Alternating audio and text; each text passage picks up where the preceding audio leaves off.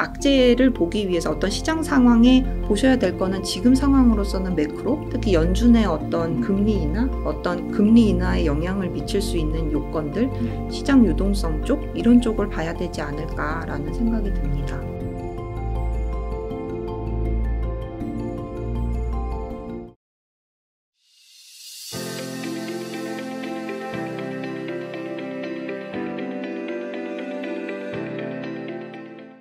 오늘은 최윤영 연구원님을 모시고 이야기를 나눠보도록 하겠습니다. 연구원님 안녕하세요. 네, 안녕하세요. 네, 연구원님 셀프 소개 한번 부탁드리겠습니다. 네, 안녕하세요. 코빗 리서치의 최윤영입니다.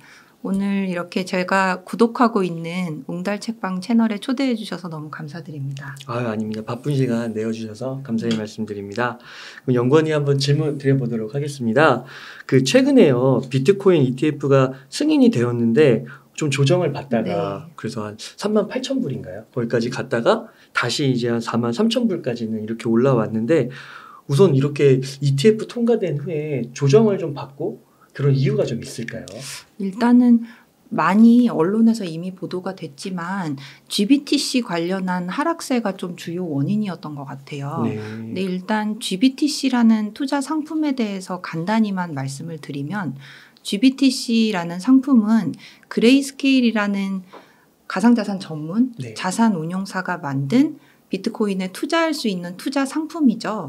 그런데 지금은 ETF로 전환이 됐지만 당시에 2013년도에 출시가 될 때까지만 해도 매수는 되고 판매는 약간 어려운 그런 형태의 어떤 신탁 형태의 투자 상품이었기 때문에 아무래도 이제 시간이 흐를수록 NAV 그러니까 순자산 대비 어떤 프리미엄이거나 디스카운트 그러니까 NAV 대비 이제 괴리라고 그러죠. 그런 괴리가 생기다 보니까 어떤 ETF 대비 불편함이 굉장히 많았어요. 그런데 처음에는 프리미엄으로 거래가 됐는데 이제는 디스카운트로 거래가 되게 된 거죠. 그래서 디스카운트가 굉장히 컸었어요. 왜냐하면 비트코인 가격도 작년에 생각해 보시면 굉장히 많이 하락을 했었고 그리고 2022년도에도 하락을 했었지만 2023년도에도 하락을 했었기 때문에 디스카운트가 좀 컸었고 그러다 보니까 기관들 입장에서는 GBTC를 매수를 하고 하락에 대비해서 선물해서 숏 포지션을 취하는 거죠. 그런데 이 디스카운트가 점점 시간이 갈수록 이제 시장이 1월 10일 이제 현물 ETF 승인을 대비하면서 이제 그 디스카운트 폭이 점점 줄어드니까 기관들은 어떻게 하냐면 그 매수 포지션에 대해서 이제 매도를 하게 되는 거죠. 승인 이후에 ETF 전환이 되니까. 그러면 GBTC를 매도하는 것도 있고 이제 ETF 전환이 되면서 환매가 자유롭게 되니까 그 환매에 대한 이익 실현을 하는 것도 있고 이 두 가지 요인으로 인해서 GBTC에 대한 매도 압력이 나왔고 그러다 보니까 비트코인 하락 압력이 나왔던 것 같아요.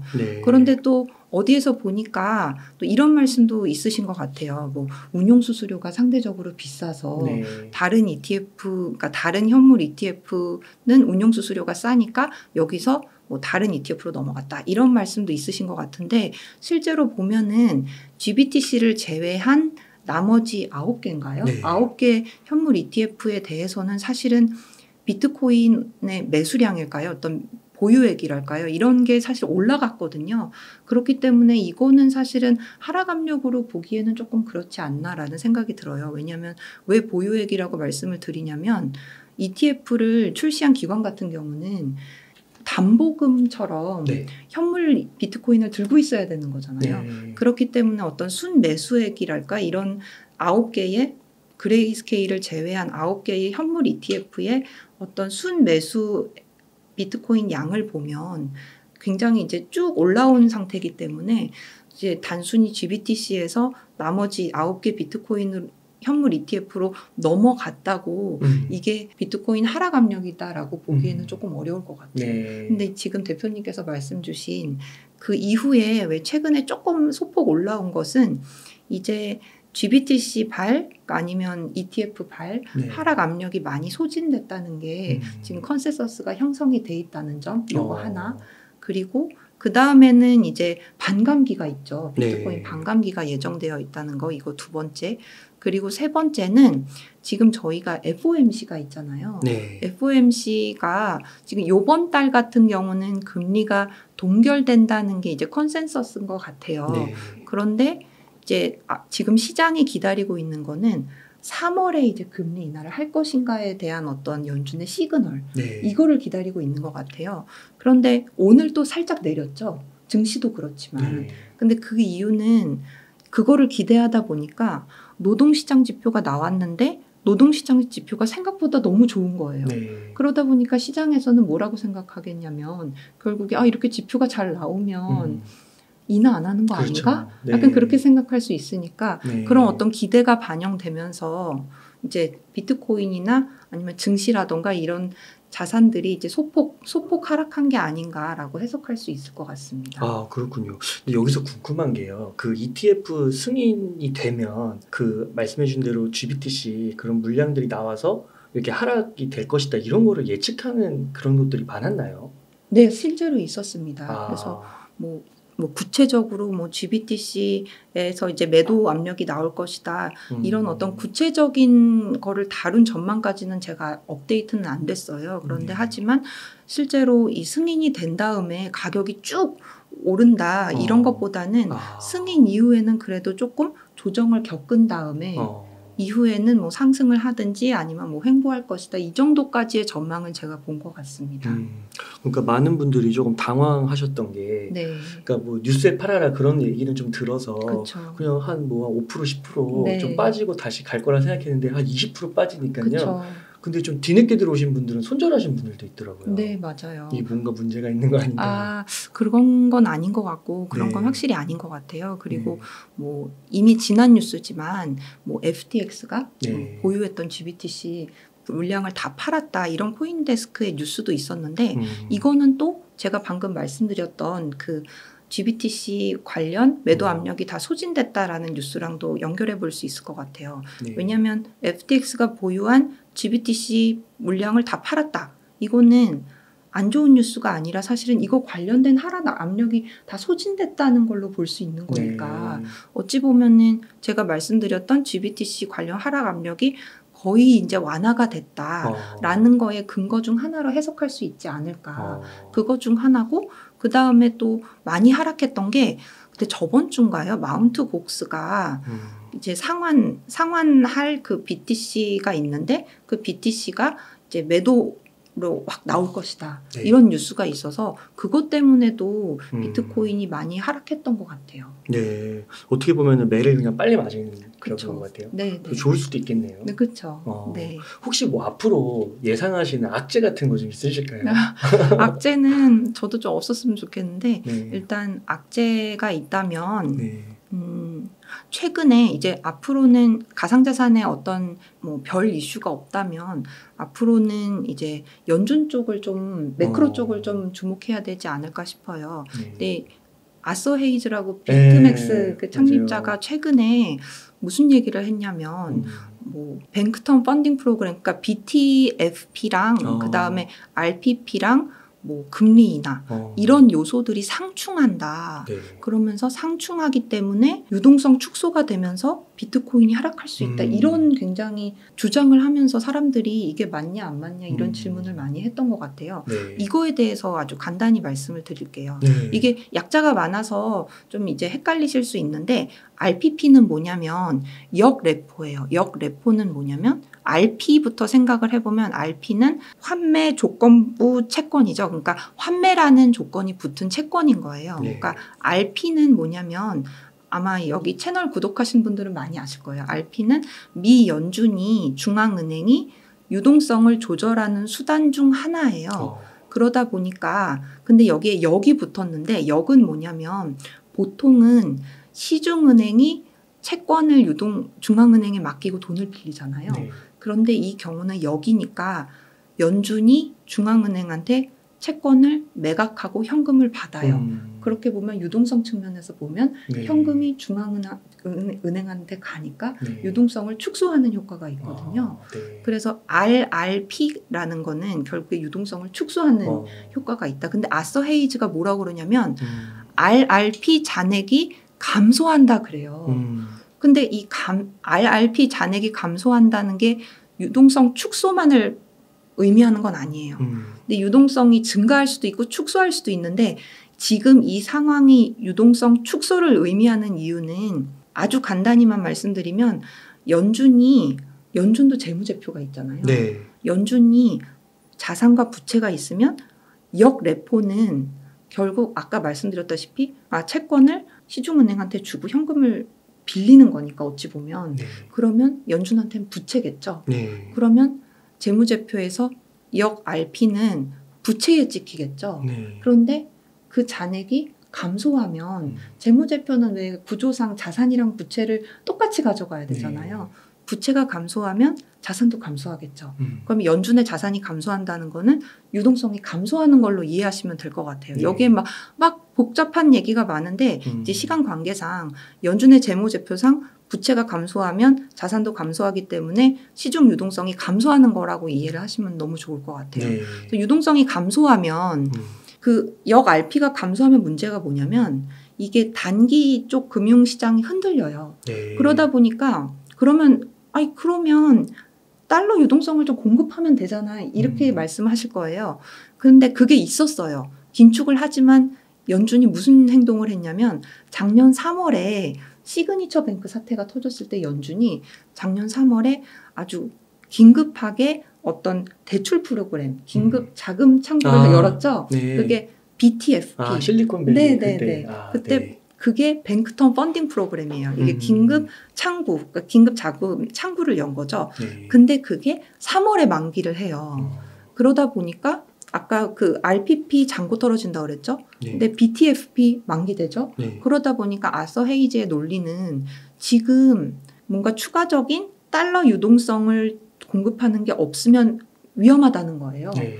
그러면은 이걸 들으시는 분들은 아마 이런 생각이 드실 거예요. 아니 그러면 지금 시장에서 금리 인하 기대하는데 오히려 금리 인하의 재료가 되는 거 아니냐 이렇게 생각하실 수 있잖아요. 저도 그렇게 생각이 들었었거든요. 근데 아서 헤이즈는 뭐라고 그러냐면 지금 홍해 쪽에서 뭔가 이슈가 있대요. 네. 지정학적 위기 때문에 뭔가 국제 운송비가 오름으로써 물가가 상승할 수 있는 재료가 될 수 있기 때문에 그렇게 되면은 물가가 상승한다면 결국에 이제 금리 인하가 어렵게 되는 거죠. 그렇기 때문에 만약에 뱅크텀 펀딩 프로그램 BTFP가 만기가 안 되고 연장이 안 된다고 안 되고 그다음에 만약에 말씀드렸던 RPP 잔고가 너무 빠르게 감소해서 유동성 상황이 너무 나빠진다. 그러면은 가상자산 시장이 하락할 수 있다. 3만 불까지 보시더라고요. 네. 이런 식의 논리를 펴고 있는 것 같아요. 그래서 그렇구나. 최악의 진짜 말씀하셨던 그 악재에 대한 거는 아서 헤이즈의 이 논리로 설명을 드릴 수 있을 것 같습니다. 그분이 또 보니까 그런 거 얘기하시다가 4월부터 사신다고 3월까지 안 사고 그런 얘기도 하시고 그러면서 살짝 이제 본인의 논리가 너무 이제 이게 뭔가 너무 이제 최악으로만 가니까 이제 맨 마지막에는 물론 RPP가 언제까지 아니면 얼마만큼 빨리 떨어질지는 사실은 무리수다. 그러면서 이게 굉장히 천천히 하락한다면 4월에는 다시 이제 포지션을 취할 것이다. 이런 식으로 얘기를 하고 있고 그렇기 때문에 여기 지금 제가 말씀드린 건 아까 말씀하신 악재에 대한 그러니까 다시 악재를 보기 위해서 어떤 시장 상황에 어떤 안 좋은 걸 보기 위해서 보셔야 될 거는 지금 상황으로서는 매크로 특히 연준의 어떤 금리 인하에 영향을 미칠 수 있는 요건들 시장 유동성 쪽 이런 쪽을 봐야 되지 않을까라는 생각이 듭니다. 그 코빈 리서치에서 연간 보고서 나오잖아요. 네. 그때 2023년도 예상하실 때 그 연구원님께서 예측하셨던 게 거의 다 맞았잖아요. 그런 감각에 이제 힘입어서 이 아서 헤이즈의 발언을 생각해 보신다면은 그 가능성을 어느 정도로 보세요? 저는 근데 아까 RRP라고 말씀드렸던 게 그래서 RRP 잔액이 감소하는 게 꼭 유동성 감소는 아니라고 말씀드렸던 이유가 그게 꼭 유동성 감소다 이렇게 그게 아니거든요. 그렇기 때문에 이걸 꼭 RRP 감소한다고 그래서 그러니까 물론 감소하는 게 막 안 좋은 상황, 그러니까 좋은 상황은 아니지만 이게 또 시중은행의 뱅크 디파짓 같은 걸 막 보여주면서 막 뱅크가 그러니까 미국 은행 쪽이 그렇게 스트레스를 작년만큼 그렇게 받는 상황이 아니다 이런 분석도 있어요. 네. 그렇기 때문에 사실 물론 아서 헤이즈가 막 시중 유동성을 보기 위해서 자세히 볼 필요는 없지만 RRP만 가지고서 지금 시중 유동성에 대해서 막 그렇게 뭐 최악으로 볼 필요는 없지 않을까라는 생각이 듭니다. 사실 진짜 우리 모두가 느끼기에도 사실 작년이나 정말 재작년 FTX 사태 터졌을 때만큼은 시장 상황이 그렇게 안 좋지는 않거든요. 그렇기 때문에 그렇게 봤을 때는 아주 최악의 상황이 벌어질 가능성은 상대적으로 낮지 않나라고 생각을 하고 있습니다. 그 유튜버 분들, 그 암호화폐 유튜버 분들 사이에서도 그걸 갖고 논쟁을 하시더라고요. 네. 그래서 어떤 분들은 이제 아서헤이지가 과거부터 이렇게 예측하는 발언들이 상당히 적중률이 높아서 네. 근데 이번은 아니다. 네, 맞아요. 그렇게 하시는 분도 있고 어떤 분은 또 진짜 아서헤이지의 말을 듣고 일부 또 매도하시는 분들도 있고 그러더라고요. 네. 그러니까 이거 결국은 개인의 판단이지만 그걸 그렇죠. 종합적으로 잘 생각해서 한번 판단을 해야겠네요. 네, 맞습니다. 네. 그래서 이 비트코인 가격 추이 같은 경우는 아까 네. 제가 시황 설명하면서 말씀드리려고 했는데 네. 일단 첫 번째 점선 같은 경우는 지금 10월쯤에 네. 이제 블랙록 ETF 승인 이슈가 좀 이제 화제가 되면서 네. 확 비트코인 가격이 올랐고 그 다음에 두 번째 선 수직선 같은 경우는 1월 10일 기점까지 쭉 비트코인 가격이 올랐는데 대표님께서 말씀 주신 대로 1월 10일 기점으로 해서 상당히 좀 상대적으로 좀 시장 기대보다는 좀 많이 하락한 모습 보여드리는 그래프 보여드리고 있습니다. 네. 그러니까 이런 경우에 있어서는 그 뭐 개인 투자자라고 하면은 이거를 막 일일비 하면서 막 트레이딩하는 것보다는 네. 그냥 가지고 가는 게 앞으로 호재도 있고 네. 반감기라는 것도 있고. 그래서 일단 이따가 또 이제 시총 관련해서 네. 말씀드릴 텐데 일단 저희 리서치 센터 같은 경우는 네. 일단 연말 시총 관련해서 최소 4조 5천억까지는 간다. 4조 5천억에서 5조까지는 간다. 5조 달러까지는 간다라고 예상을 하고 있기 때문에 일단 상승장에 대한 재료에 대해서도 말씀을 드리겠지만 여러 호재가 있고 그래서 장기적으로 봤을 때는 지금 뭔가 하락 이슈가 하락 원인을 살펴봤을 때도 그게 뭔가 심각하고 큰 시장을 흔들릴 만큼의 어떤 이슈가 아니기 때문에 GBTC발 매도 압력이었고 그리고 지금 흔들리는 것도 뭔가 연준의 금리 인하와 관련된 어떤 이슈들이기 때문에 네. 지금으로 봐서는 시장에 어떤 큰 영향을 미칠 만한 팩터는 아닌 거라고 판단을 하고 있습니다. 그 전문가분들이 투자할 때 뭐 이런 정보들로 막 투자를 해서 성공하시는 확률이 높은가요? 전문가분들도?